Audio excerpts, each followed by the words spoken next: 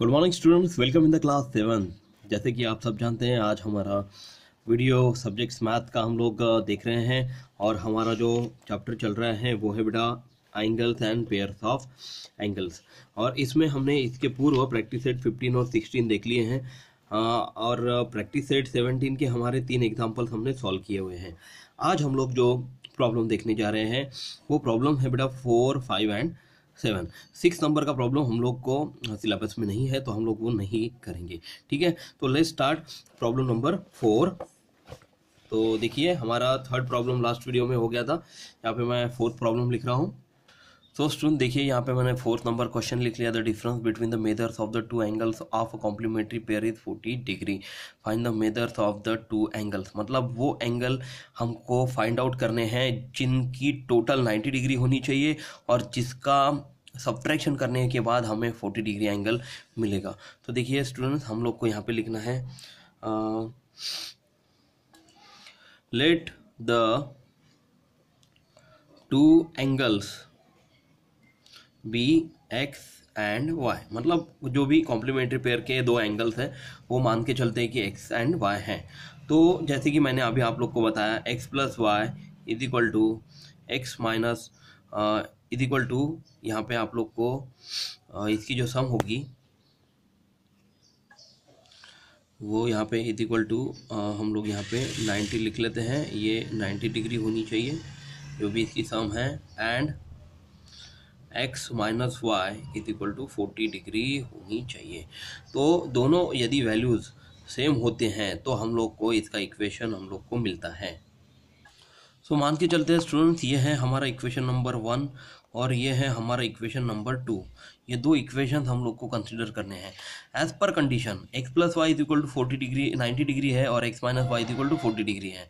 तो इन दोनों की सम जो है वो 90 डिग्री यानी सप्लीमेंट्री एंगल होना चाहिए और इन दोनों की सब्ट्रैक्शन यानी कि 40 डिग्री एंगल होना चाहिए। इसके लिए हम लोग क्या करेंगे, ये जो कंडीशन दी गई है इसको हम लोग सम करेंगे। तो यहाँ पे जैसे आप लोग को बताया गया है कि x plus y plus x minus y is equal to, जैसे आप लोग को पता है कि x plus y is equal to है बेटा 90 डिग्री और x minus y is equal to क्या है, प्लस साइन जैसे कि वैसे आएगा, और x minus y is equal to है 40 डिग्री। एंड देयरफॉर देखिए इसमें हमने क्या किया है, इन दोनों एंगल्स मतलब जो ब्रैकेट में दी हुई वैल्यूज़ हैं इनको हम लोगों ने प्लस किया हुआ है। X plus y plus x minus y is equal to 90 degree plus 40 degree.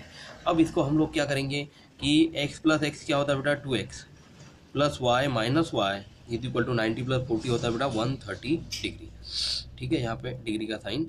अब जैसे कि minus y plus y is equal to क्या हो जाएगा 0, तो यहाँ पे आपको डायरेक्टली आंसर मिलता है 2x is equal to 130 degree and therefore x is equal to 130 degree upon 2 is equal to 65 degree and therefore x की वैल्यू आप लोग को यहाँ पे मिल गई है बेटा 65 डिग्री। वन वैल्यू आप लोग को यहाँ पे मिल गई है। जैसे कि हमने यहाँ पे कंसिडर किया था कोई भी दो एंगल्स हम लोग लेते हैं x और y, अब हमको y फाइंड आउट करना है तो इक्वेशन 1 में भी पुट कर सकते हैं, इक्वेशन 2 में भी पुट कर सकते हैं x की वैल्यू। तो यदि आप लोग x और y में से जो अभी वैल्यू हमको मिली है x की, इन दोनों में से किसी भी एक इक्वेशन में अगर पुट करते हैं तो आप लोग को डायरेक्टली आंसर मिलेगा। तो मैं यहाँ पे डायरेक्टली लिखता हूँ, तो put the value of x in equation number 1। तो इक्वेशन नंबर 1 क्या है, x plus y is equal to 90 degree equation number 1 है। तो जैसे हम लोग को x की वैल्यू अभी यहाँ पे मिली हुई है तो x की वैल्यू हम लोग यहाँ पे पुट करेंगे 65 degree plus y is equal to 90 degree and therefore y is equal to 90 degree minus 65 degree. इसको माइनस करने के बाद इस 90 डिग्री में से 65 माइनस घटाने के बाद आपको यहाँ पे आंसर मिलता है बेटा 25 डिग्री एंड देयरफॉर आप लोग यहाँ पे लिख सकते हैं y is equal to 25 degree. तो इस तरह से आप लोग को दो एंगल्स मिल गए हैं, first x is equal to 65 degree और y is equal to 25 degree. तो इस तरह से इस इक्वेशन का आप लोग को जैसे मैंने सॉल्व करके बताया बेटा वैसे ही आप लोग को यहाँ पे इसको सॉल्व करना है। अब हम लोग चलते हैं हमारे नेक्स्ट प्रॉब्लम की तरफ है, next problem number 5। So student देखिए, यहाँ पे मैंने फर्स्ट क्वेश्चन नंबर 5 लिख लिया है, क्वाड्रिलैटरल PTNM। देखिए इसको पढ़ के देखिए जैसे मैं पढ़ रहा हूँ वैसे। Quadrilateral PTNM is a rectangle, मतलब कोई एक क्वाड्रिलैटरल है जो कि एक PTNM रेक्टेंगल है। Right the names of the pairs of supplementary angle. और ये जो आकृति है आपको यहाँ पे किताब में दी गई है, ये PTNM मैं यहाँ पे ड्रॉ कर लेता हूँ बेटा।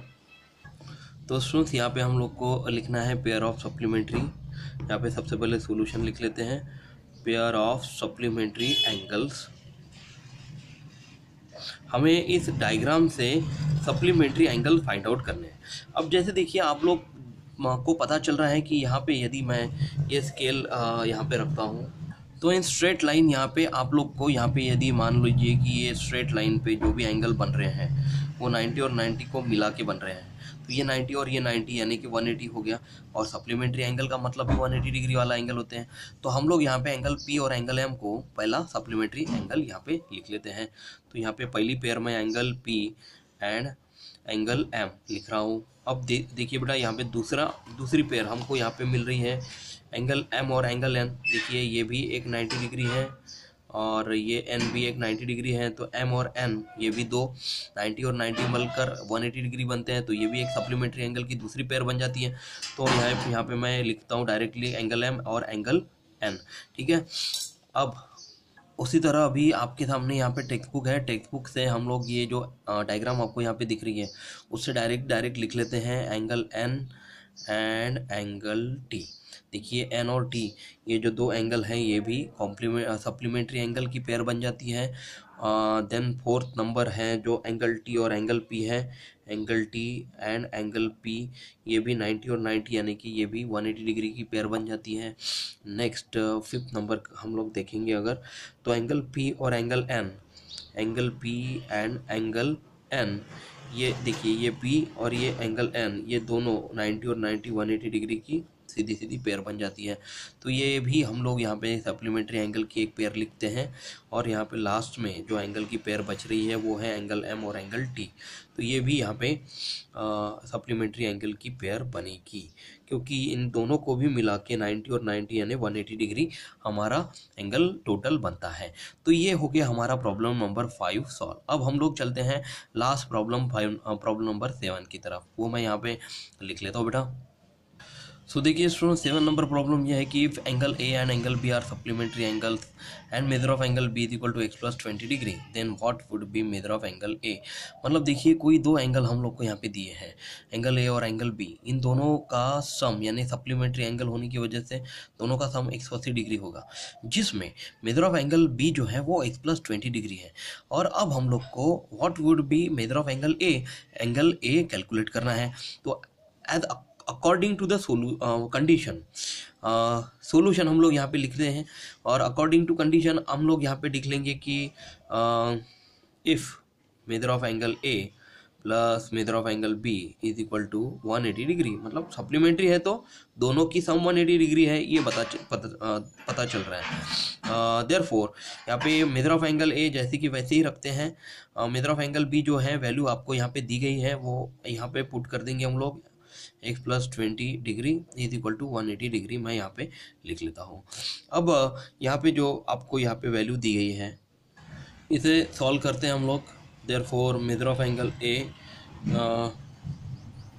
Plus x + 20 degree is equal to 180 degree. ठीक है, तो यहाँ पे x को भी डिग्री आ जाएंगे बेटा, x degree + 20 degree is equal to 180 degree and therefore measure of angle A is equal to, हमें मेजर ऑफ एंगल ही फाइंड करना है, इज इक्वल टू हमको 180 डिग्री में से ये वैल्यूज को माइनस करना पड़ेगा।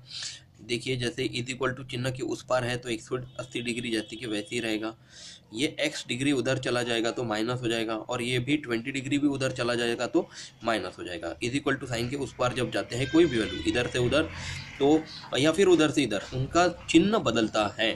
तो ये 20 डिग्री यहाँ पे +20 -20 डिग्री बन जाएगा और ये +x डिग्री यहाँ पे -x डिग्री बन जाएगा बेटा। जैसे आप देख पा रहे हैं 180 डिग्री -20 डिग्री क्या होता है 160 डिग्री और -x डिग्री जैसे कि वैसे ही आएगा is equal to in bracket आप लोग यहाँ पे 160 - x होल ब्रैकेट डिग्री भी आप लोग लिख सकते हैं। Therefore measure of angle A is equal to आप लोग को जो वैल्यू मिली है वो है 160 - x होल डिग्री।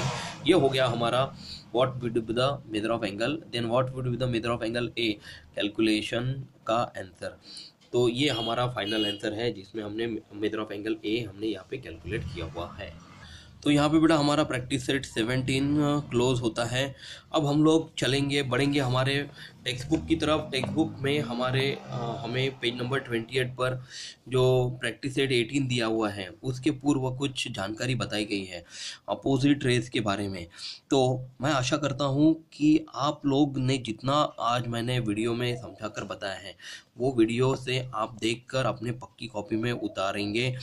और जो भाग आप लोग को नहीं समझ में आया तो आप लोग इस वीडियो को एक दो बार देखने की कोशिश कीजिए। आप लोग को इसको समझने में ज़्यादा प्रॉब्लम नहीं जाएगा और आसानी से ये गणित बहुत आसान है, इसलिए आप लोग को समझ में भी आएंगे बेटा। ठीक है, और अगले वीडियो में हम लोग ऑपोजिट रेस के बारे में डिस्कस करेंगे। तब तक आप लोग अपनी कॉपी में उतार जो गणित आज लिख के दिए वो उतारिए और जो सामने का भाग है वो पढ़ के रखिए। अगले वीडियो में मैं इस ऑपोजिट रेस के बारे में जानकारी बताऊंगा और प्रैक्टिस सेट 18 हम लोग स्टार्ट करेंगे। तब तक खुद का ख्याल रखिए, हंसते रहिए, मुस्कुराते रहिए। कोरोना से बचने के लिए 2 गज की दूरी रखिए, मास्क ठीक से पहनिए और बार बार हाथ धोते रहिए। Thank you class, take care.